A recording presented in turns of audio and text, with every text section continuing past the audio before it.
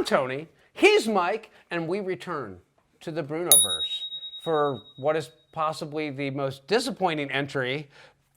And I don't know, Shocking Dark is pretty bad, and this is pretty fucking bad. But it's 1980s Hell of the Living Dead. You're all doomed to a horrible death. Doomed to be eaten up. First they'll kill you.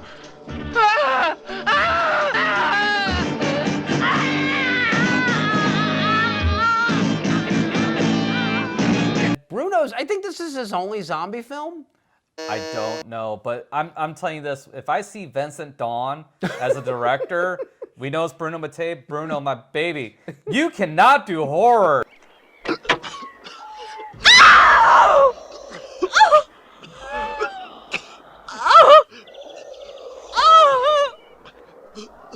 You cannot do horror. If it doesn't have Scorched in it or Mike Ransom, I don't think I want anything to do with it anymore. Because I was not entertained.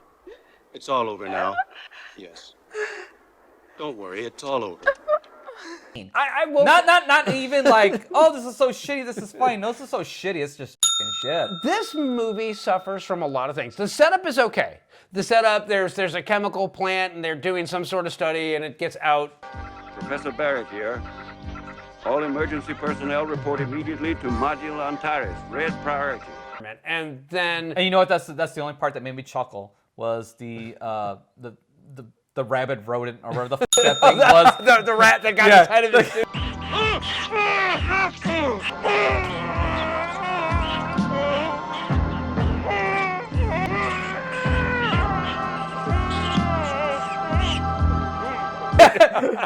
I cracked up. I was like, okay, we're going to have something here. No.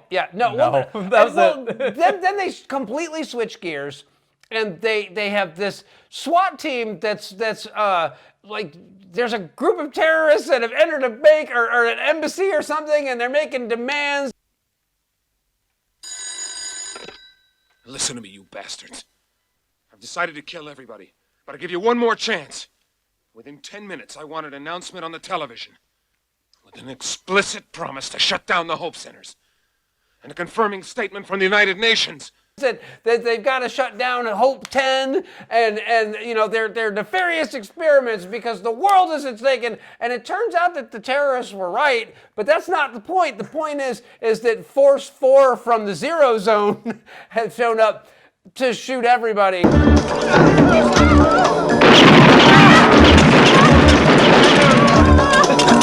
Because, you know, they're heroes and all that. And that part's okay. I was laughing hysterically when they infiltrated the embassy. Yeah, but look at these fucking dudes. Like, where did you pick these guys from? Like, this is like, it's not even the B squad. It's like the C or D squad.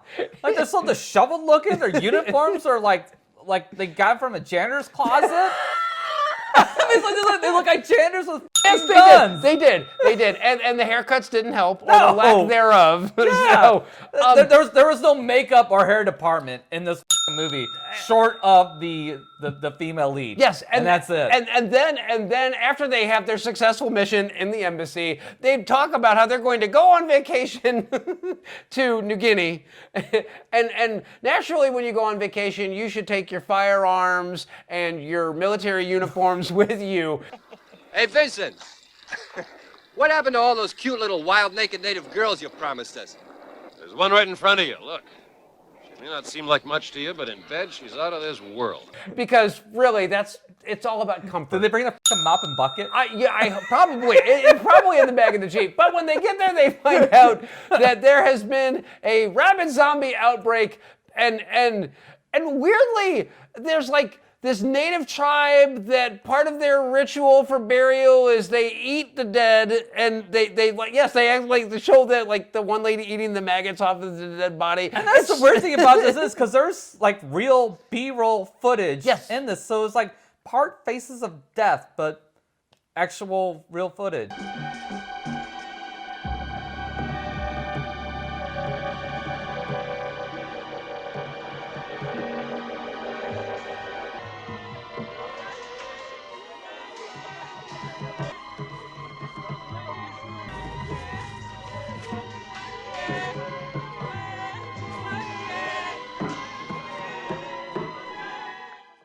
Yes, and Strange. there's a lot of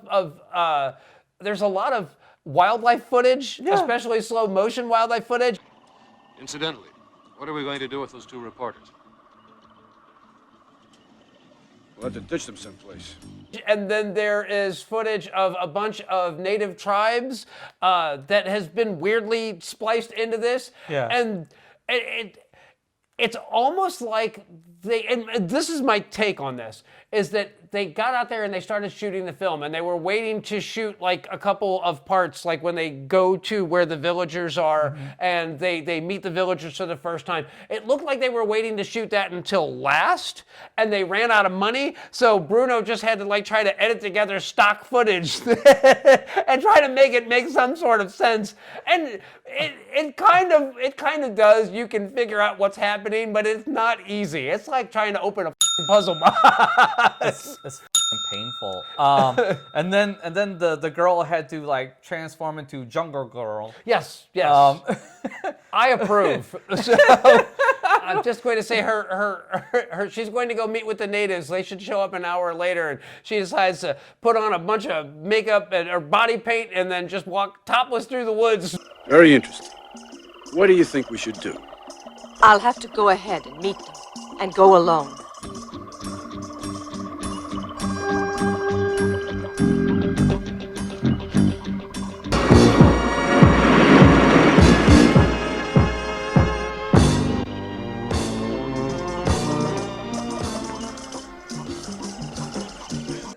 But I guess like once she introduces herself, she can go back to her normal street clothes. Well, yeah. I mean, No, it doesn't need to be this- gratuitous. And then they're trying to get out of the forest, and there's like all the tribe members that have been turned into zombies are like following them and somehow managing to catch up.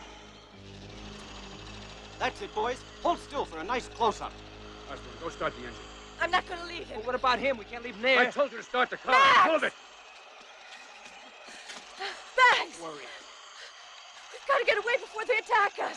And then they wind up at a house, and then Then all the people in there are zombies. It's like all of a sudden like zombies just start coming out of the woodwork. Like no matter where they were, zombies just start appearing out of fucking nowhere. Yes.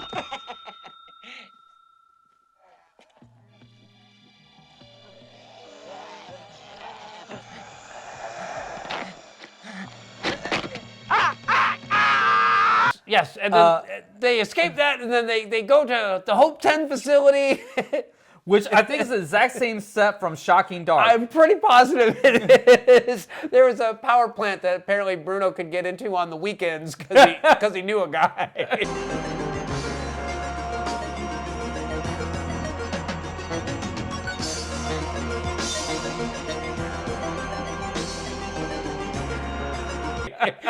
He knows the janitors. He gave starring roles in his film. You're probably not wrong, but and then everybody dies at the end. That's it. Yeah. There you go.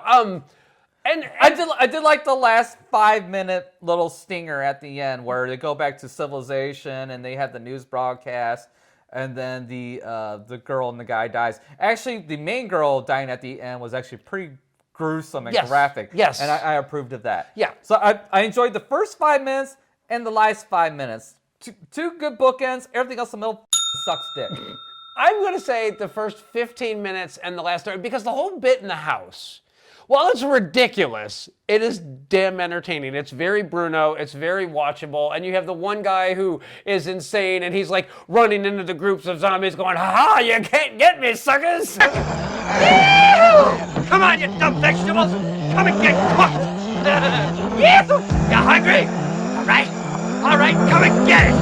I thought that was so fucking annoying. I was waiting for him to die, and he never died till the fucking end in the elevator.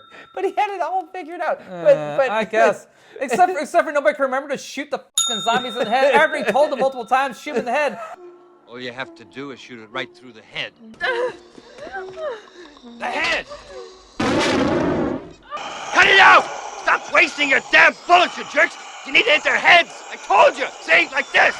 So much so that even at the end, he forgot to shoot him in the fucking head.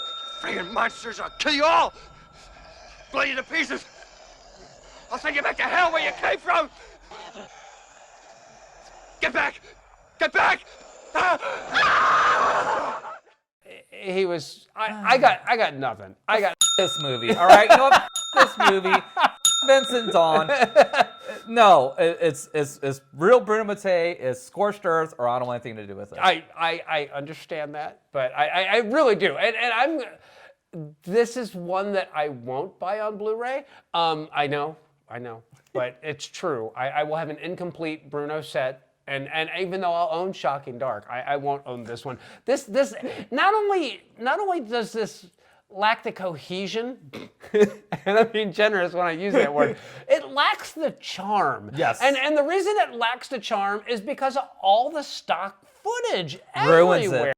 Ruined it. And like I said, it's like so much of this feels like he knew he was running out of money. Because it feels like that whole scene at the end where they trashed the house, where the zombies are pouring in everything. It feels like he spent everything on that sequence, and then he had to try to piece everything else together. And then he ran out of sets money, and then makeup money, and then he ran out of film money, and then he's like, I know I'll get some stock footage, and we'll make it work. And if that's the case, kudos for getting it done, but it doesn't make it very watchable. No, because there's got to be at least 25 minutes of stock footage just jammed into this to pad it out. I noticed, and it made it painful. Yeah. And yeah. So as much as we love you, Bruno. Yeah, the scariest thing about this movie is watching it. Yeah, it's not a recommend for me. It's not a recommend from me. Yeah. Like if you absolutely have to watch everything up to the embassy scene ends, and then watch the last 15 minutes or so from the house sequence on, and you're good. You got everything you're going to get out of this. Yeah. Actually, you know what? Let me take that back. There's when they go to the abandoned village and they find the family with the little kid.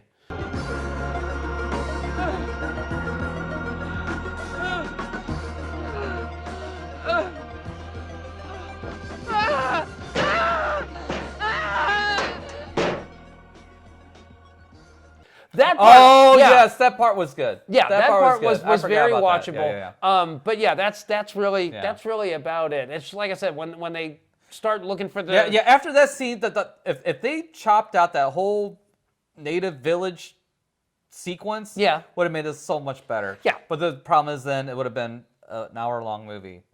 You know, I don't know that necessarily would have been a bad thing. No, it would have been an improvement. It's a very straightforward movie, and I think the other biggest thing is that this movie was trying to rip off George Romero, and I don't think Bruno understood the source material. He didn't understand the idea of a character study, and so all of his characters are really dumb. Well, again, this is a man that does scorched earth, yes, you know. So I mean, that's the story. I think that's the problem. Is like, I got nothing to blow up. I got nothing to destroy. I mean, all these people sit around. They talk. The world is over. See, what he should have did is had his base in the Philippines, and it'd be a bunch of Filipino zombies. Mike Ransom in there, scorched earth. It would have been glorious. It would have been chef's kiss. And oh my God, I hope if we find a Mike Ransom zombie film, we can watch that, right? Oh, absolutely. As long as Vincent Dawn is not in the title or in the credits. Yes, I think Cop Game was Vincent Dawn as well. Which is why we didn't like that either. Yeah. So I think depending, it says Vincent Dawn if it's the shit even Bruno doesn't want to confess to. But he's got like three different names that he uses. It's Bruno Mattei for some stuff, it's Vincent Dawn for other stuff, and then I don't remember what the other name is, but I'll throw it right here. Yeah. Well, but so that's all I got. Anything else? But I hope you do better for us next time, Bruno. No, we still love you. So we will catch you guys next time.